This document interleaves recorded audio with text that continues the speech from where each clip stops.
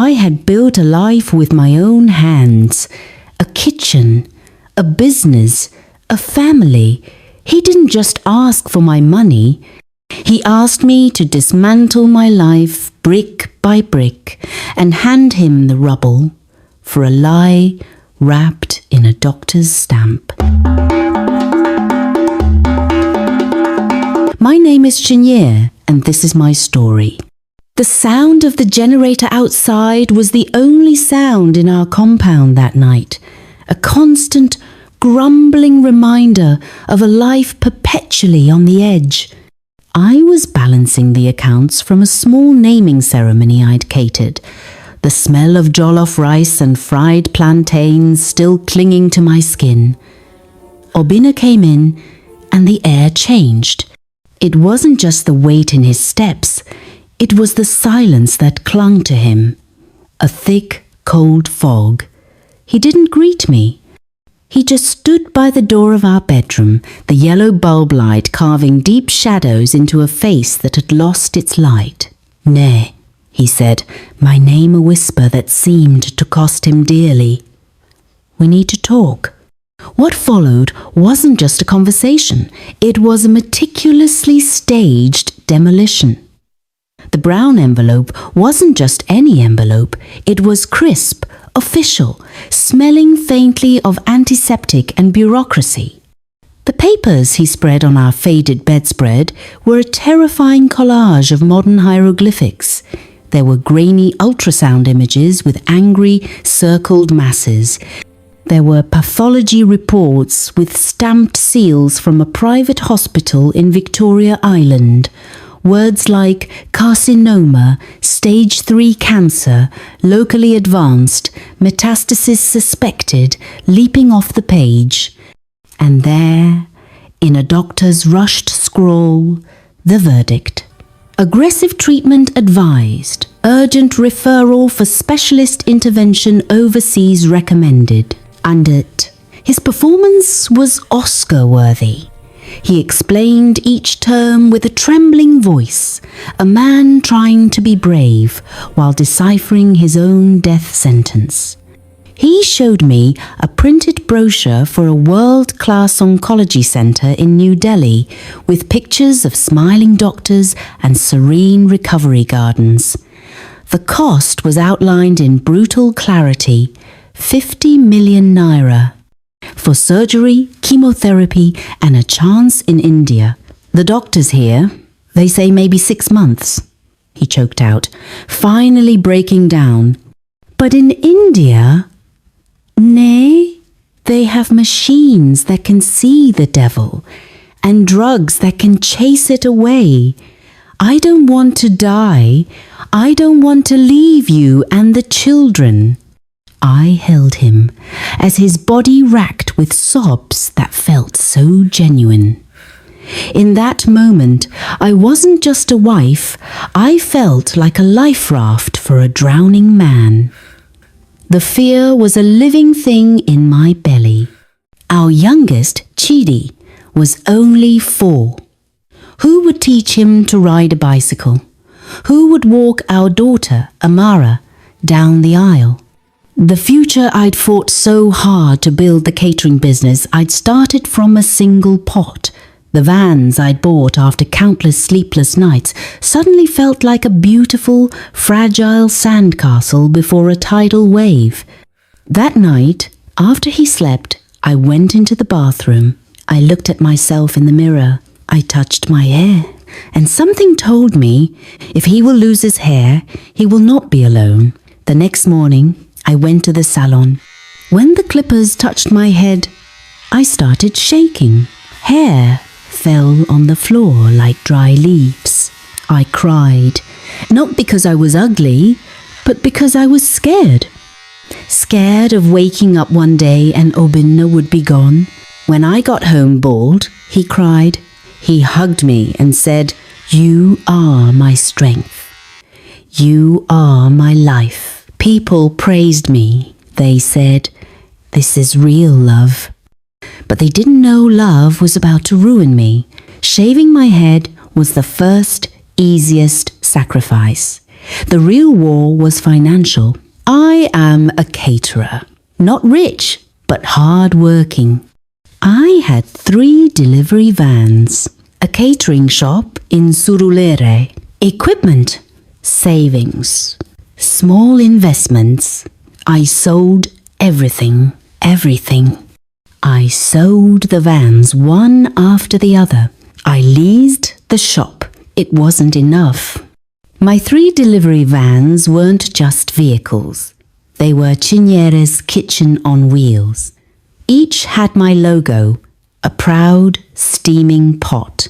Selling them meant selling my mobility, my reach. The buyers haggled ruthlessly, smelling desperation. A woman selling her business assets? Nawa o, husband wahala, one said with a smirk, offering a price that was an insult. My catering shop in Surulere wasn't just a shop, it was a sanctuary. The walls held the laughter of my staff, the scent of 1,000 successful meals. Leasing it felt like leasing out a piece of my soul. I moved my operations to my home kitchen, which immediately overwhelmed our small space with sacks of rice, beans, and the constant clanging chaos of orders I could barely manage alone. Then I went to a jewelry shop to sell my gold necklace, which came as a gift from my mother. The gold necklace from my mother wasn't just an heirloom. It was her final blessing, placed around my neck with tears on my wedding day.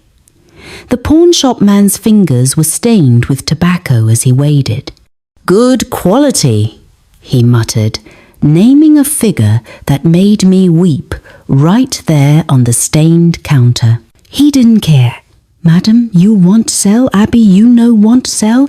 I just kept crying and said with my shaky voice, "Olga, give me the money." I took a loan, using my late father's house as collateral. The trip to the village was a descent into a different kind of pain. I stood before uncles and elders in my late father's old compound. I, the city success story, was now a beggar. My uncle, Papa Emeka, spoke with cold logic. "Cinyere, listen. Even if he goes to India, cancer is a stubborn spirit. What if you throw this house away and he still dies?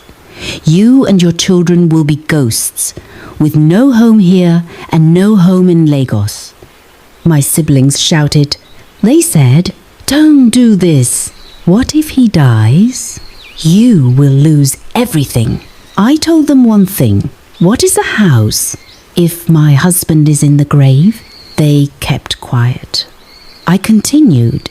"Uncle, this house is built with cement and blocks. My husband is built into my spirit. If I save the house and lose him, every room will echo with his absence. I will choose his breath over these walls."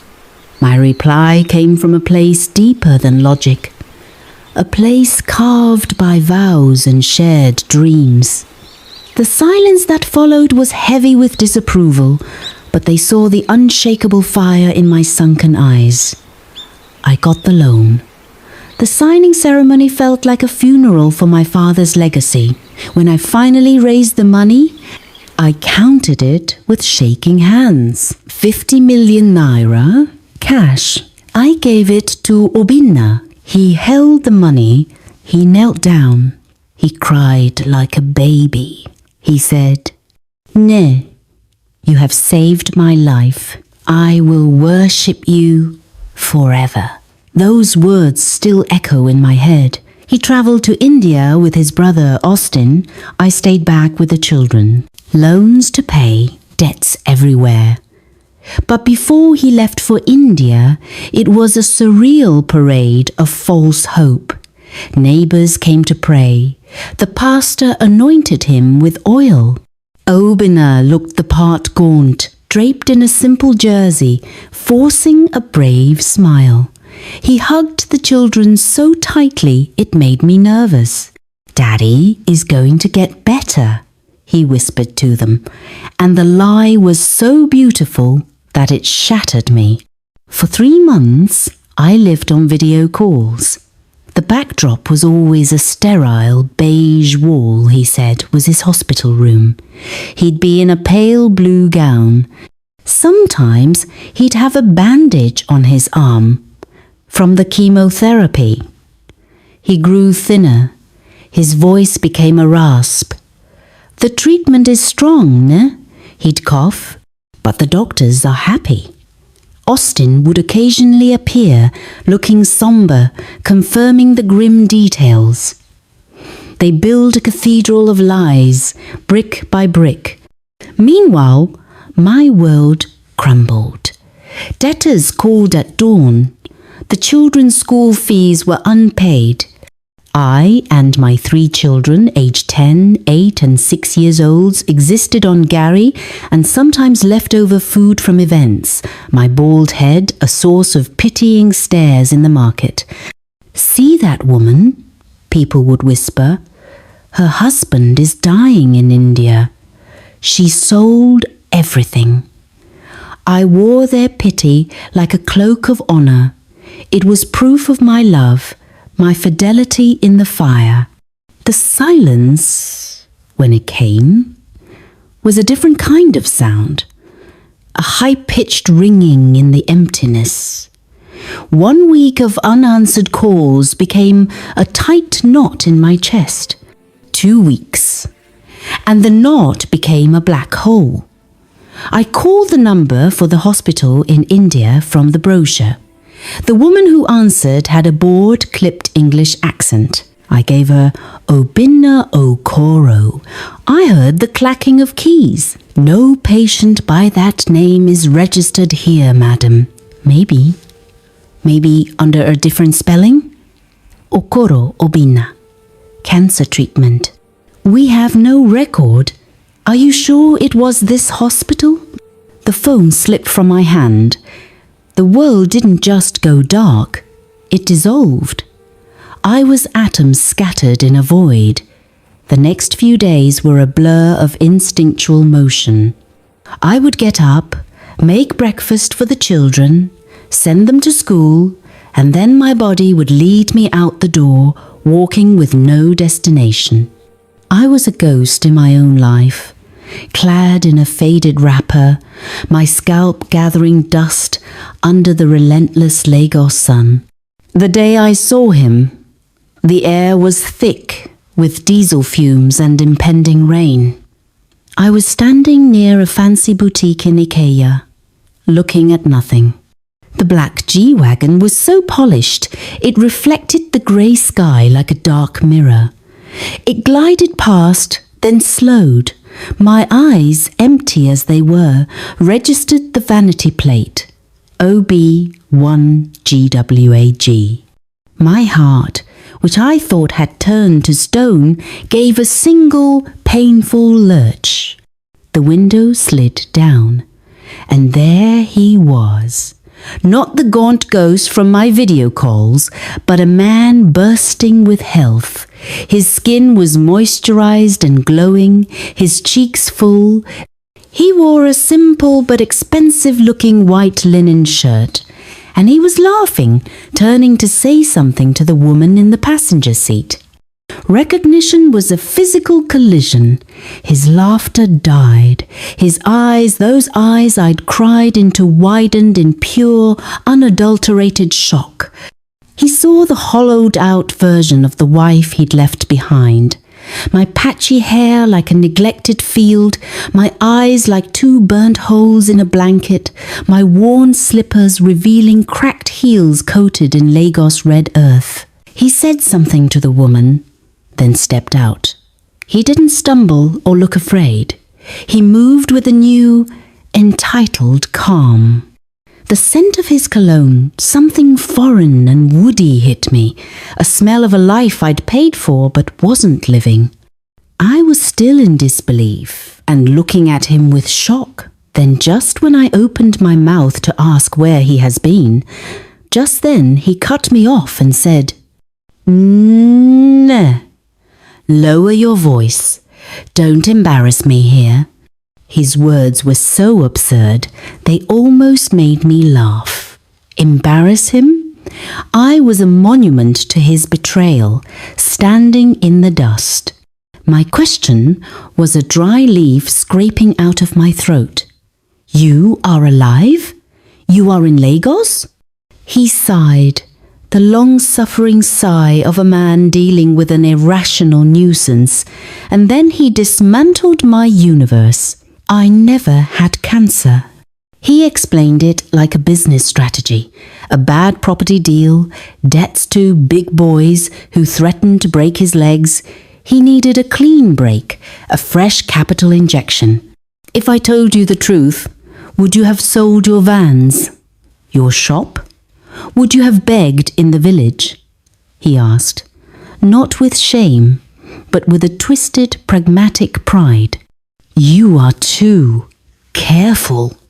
You would have told me to face my problems. This was the only way." He gestured casually toward the car, toward Cynthia, who was watching with a faint, uneasy smile, her hand resting on her pronounced belly. Her father is a senator's PA. He got me the contract for the new road project. The 50 million was my proof of seriousness, my equity. The money I raised with my blood and tears was a down payment on his new life. My love was the collateral he used without a second thought. When he threw the 200,000 naira notes at my feet, it wasn't just an insult. It was a sacrament of his new religion, where I was the poor congregant and he was the beneficent God. The notes fluttered around my broken slippers. He got back in his chariot of stolen dreams and vanished into the traffic, leaving me in a cloud of exhaust and disbelief. For months, I was a walking corpse. The church said I should forgive and build my home. My mother said, "A man is a man. He has come back. Who will marry you now? A bald woman with 3 children and debt." Their words were salt in a wound that was already gangrenous. But a slow, quiet fire began to kindle in the ashes. It started with the children. I looked at their confused faces, their need for stability. I could not be their broken mother. I still had my skills. I still had my hands. I started small, from my kitchen again. Not with grand catering, but with homemade yogurt, small chops, and cakes. I used my story carefully, strategically. Women, hearing of my betrayal, started placing orders out of solidarity. "Cook for my child's birthday." They'd say, "We support you." My bald chef brand was born, not from pride, but from a ruthless ownership of my pain. I heard about his fall in bits and pieces, like satisfying crumbs of cosmic justice. The senator's PA was arrested in a massive corruption scandal. Contracts were revoked. Assets, including a certain G-Wagon, were seized. Cynthia, realizing the golden goose was cooked, reportedly used her remaining connections to flee abroad. Obina's palace of lies collapsed overnight, and now he sends his mother. She sits in my small parlour, where the smell of baking cakes is my new perfume of victory. She pleads. He is thin now, like a ghost. He cries every day. It was the devil, Nwanyoma, the devil and pressure. He knows you are his true love. I look at her and I am calm. I touch my hair, which is growing back, not in the soft curls I once had, but in tough, resilient coils. Every kink is a memory. This one is for the first van I sold. This patch is for my mother's necklace. This tight coil at the nape of my neck is for the moment he threw money at my feet. My life is not a parable for forgiveness. It is a testament to survival. I built a new home, not with him, but for my children and myself. The debts are almost gone. The bold chef now supplies 3 small restaurants. So, when his mother asks, tears in her eyes, if I will take him back, I have no anger. I have something far more powerful, indifference. I walk her to my gate, the gate I installed myself with the profits from my first big solo contract. I look at her, then at the dusty road where my future once lay scattered in naira notes. Mama, I say, my voice steady as stone, tell Obinna something for me. The woman who loved him enough to shave her head and sell her soul, she died on that road 6 months ago. I am her ghost, and ghosts do not open doors for the living. I close the gate, not with a slam, but with a soft, definitive click, the sound of a forever lock. I turn back to my kitchen, to the sweet, rising smell of my own resilience, and I do not look back. This story teaches us that love without wisdom can become a weapon against the one who loves the most. Sacrifice should never cost your dignity, your future, or your children's safety. A woman's loyalty is powerful, but when betrayed, her resilience is even stronger. True wealth is not the man who leaves, but the strength that remains.